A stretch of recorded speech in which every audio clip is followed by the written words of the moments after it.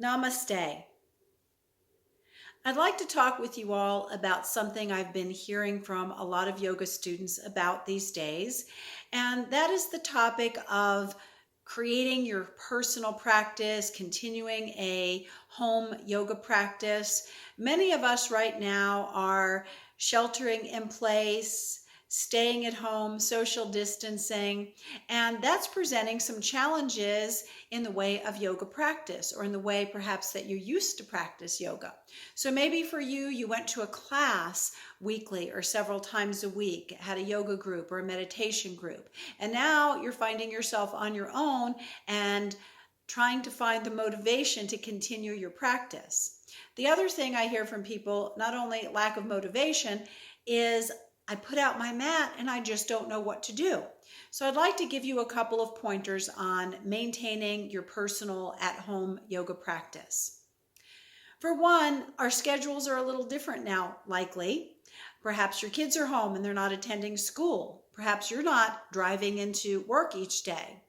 So first, it's important to identify a time in your new schedule that works for you to spend a little personal, quiet time, quality inward time with yourself. Even a little bit of quality inward time goes a long way.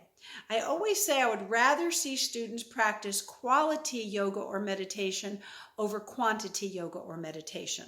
In other words, I would rather see you put out your mat for 10 mindful minutes of good, deep, rich yoga and meditation and breath work practice versus a whole hour that you're sitting on the mat and you're feeling fragmented about other things that you should be doing. So identify a time in your new schedule. Try to make a loose commitment to that schedule. Commitments are important, but also be gentle on yourself. We're kind of navigating different times right now. So if you miss a day, no worries, get back at it tomorrow. So identifying a time.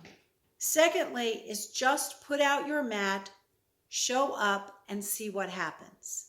You might be really pleasantly surprised at what happens when you just show up on your mat without a pre-planned agenda of what your yoga practice needs to look like. So there's two different types of practice that I teach about. One is what I call a willful or deliberate practice. The other is more of a spontaneous or a surrender type practice.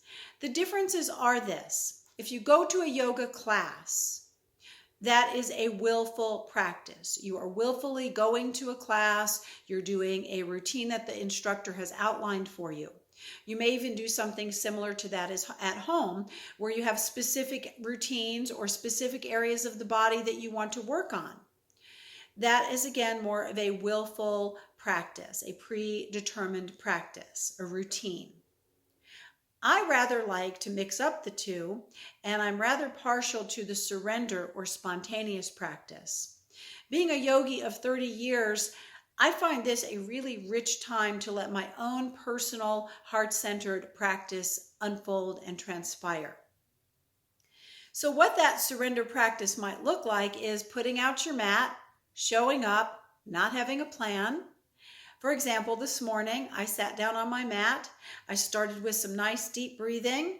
I started with a few moments of gratitude, of calling to mind things that I have going on in my life right now that I'm very grateful for. And then I began with a bit of a breath work practice, a deliberate breath work practice. And then from there, I found that I spontaneously wanted to just get quiet and slip into a few moments of stillness and meditation. And after a time of doing that, I started deep breathing again. And then I started moving into some yoga postures. Now, these movements don't even have to be yoga postures per se, but just movements that feel good and right to your body that day. Listen to your inner voice. This yoga practice of being spontaneous doesn't have to look like anybody else's practice. It doesn't have to look like even yoga postures. It can just be movements that feel good to you that day. So listen to that inner voice. And then after I did some movement this morning, I went back into some stillness.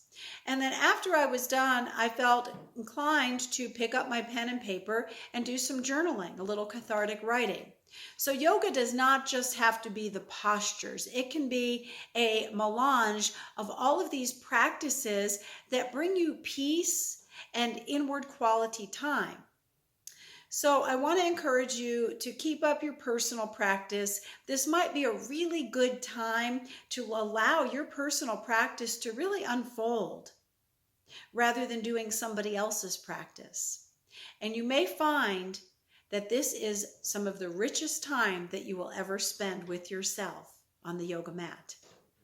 Of course, the time we spend on the yoga mat and the meditation cushion filters over into our day. It changes the rhythm of our day.